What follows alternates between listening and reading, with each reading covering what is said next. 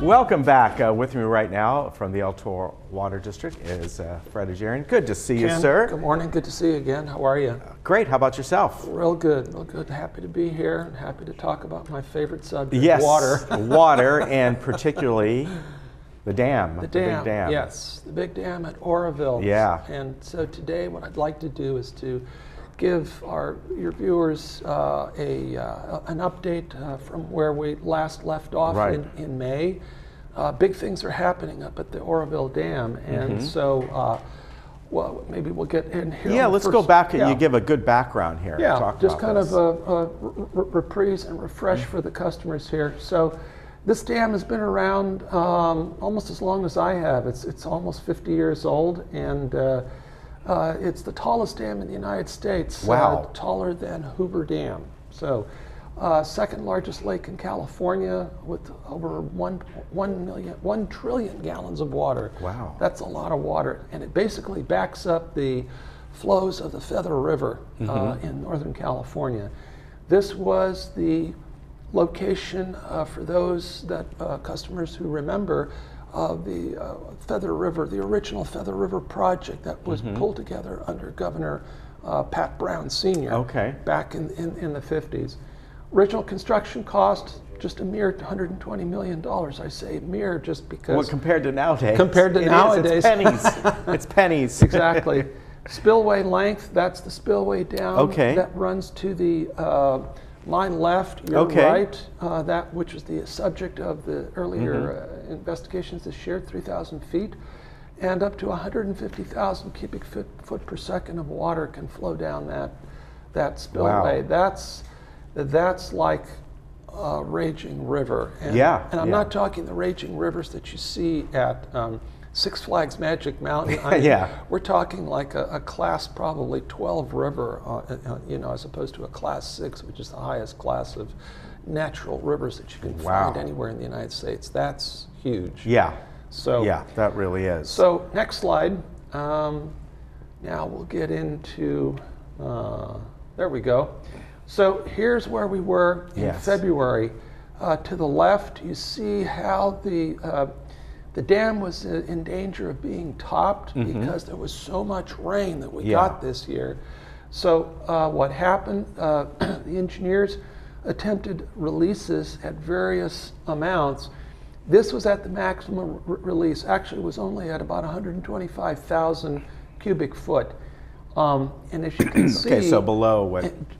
Below the max. The max, but even with that, because of the strength of the force of the water, coupled with the fact that the spillway had aged, and there were cracks, and there were certain crevasses that got scoured out, and scoured out in a big way, such that as you see on the right, here's what was left over. This looks like not just a crater. This looks like the place got bombed. And, so that's what happens when with the erosive power of water.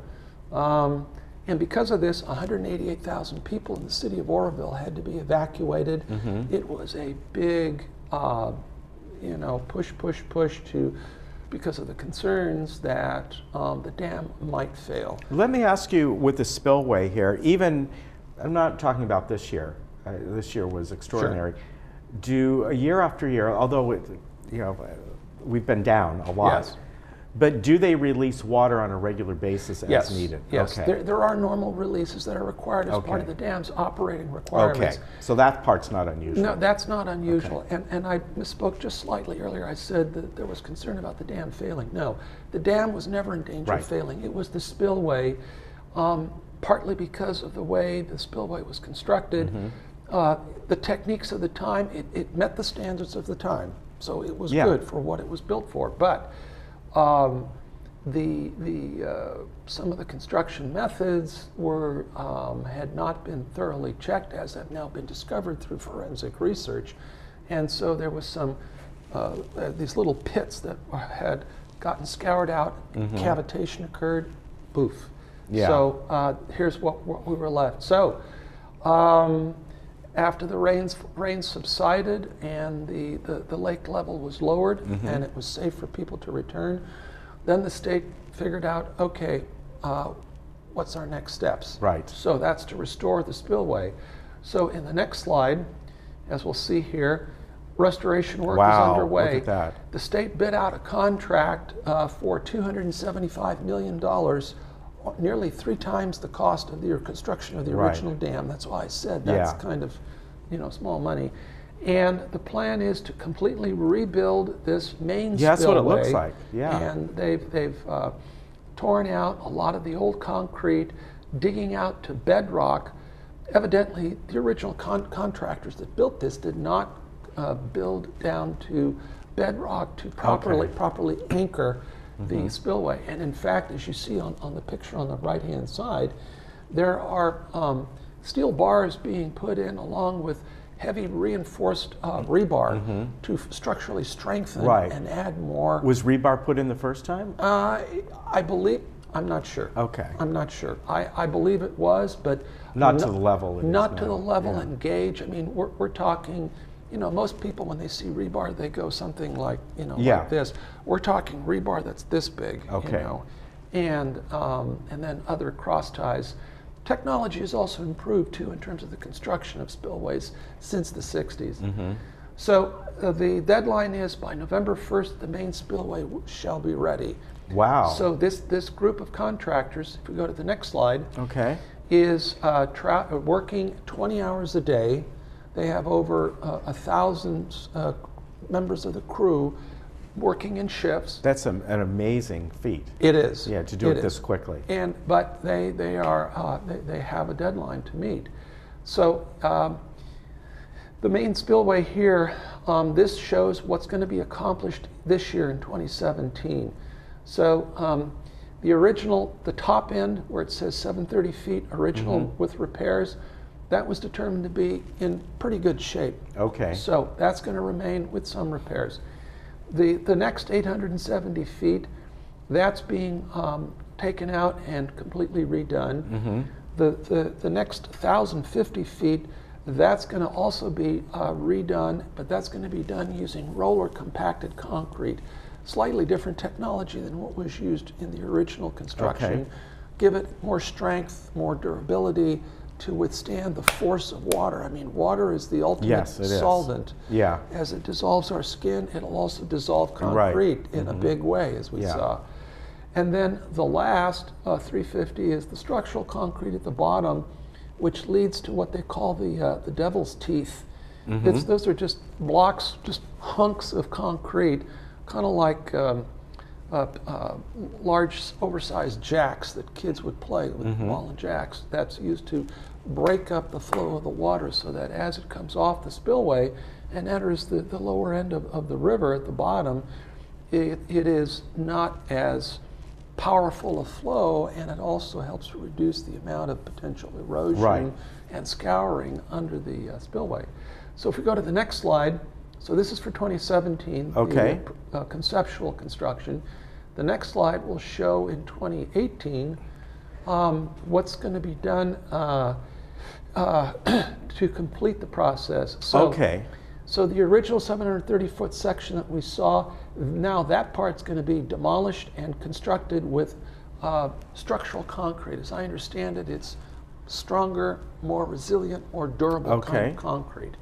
So then this is being done in phases here to accommodate a very short timeline. The 3,000-foot structural concrete, the entire spillway is going to be completed with this structural concrete. So all 3,000 feet to provide a uniform surface from top to bottom so that there are no divots, no nicks, no whatever where the water could get in and start to scour out and cavitate. When you say 2018, when will this part be done? Are you talking about in the spring of next year, after the winter? After the winter rains, then they will pick up and continue where they left off and finish off this final phase.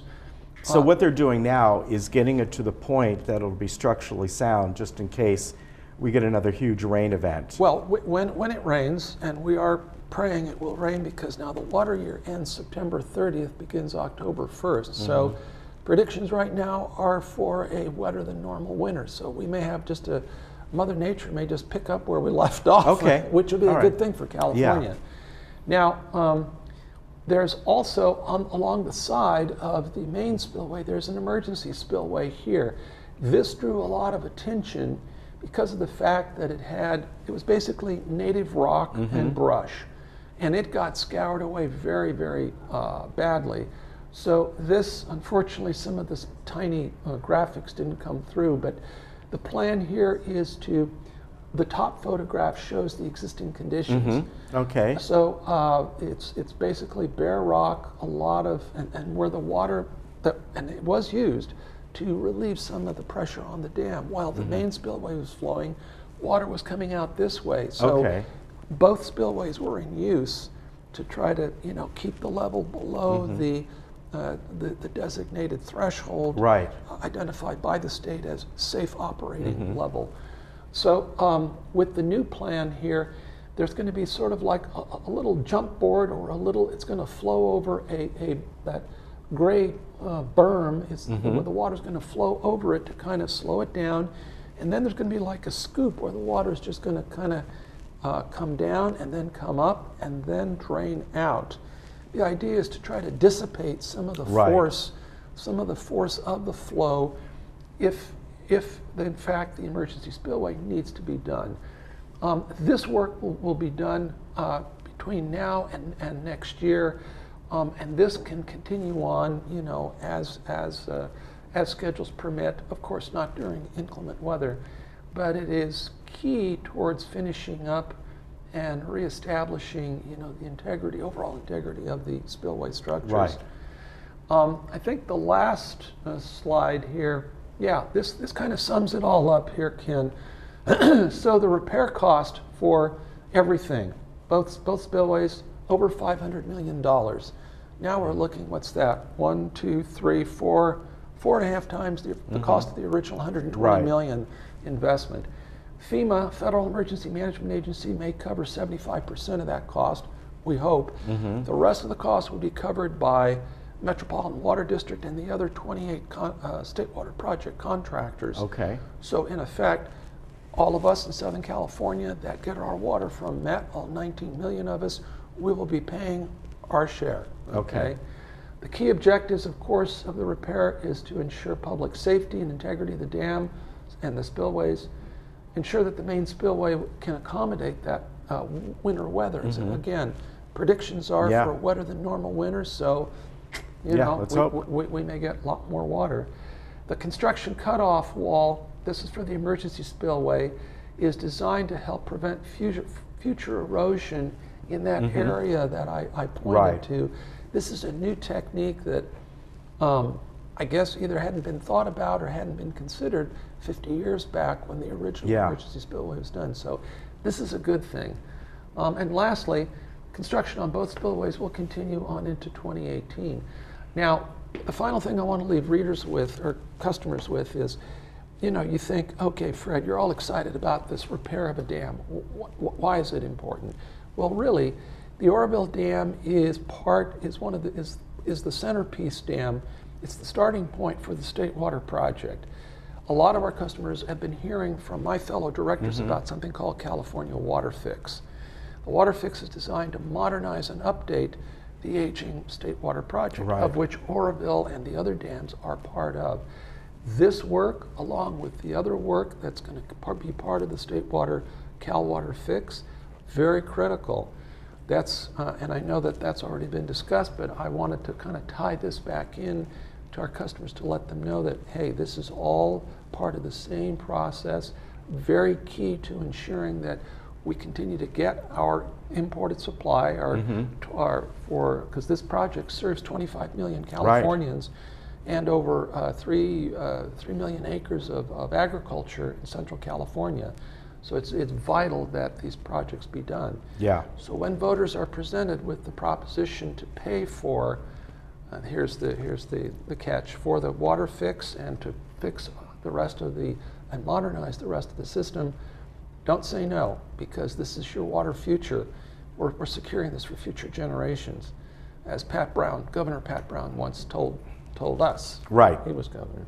Very good. So, Great update. yeah, thank you. And any questions? Any I think thoughts you on- pretty much covered it. I mean, Okay. I know you'll be back again with Oh, another yeah. update Oh, and yeah. more No. photos and all. But, you know, it's hard to believe that that just happened in February, because it Yes. seems, when I first got on, you know, today and I talked about it, I was thinking, that seems like it was well over a year ago. But no, It's it February. wasn't.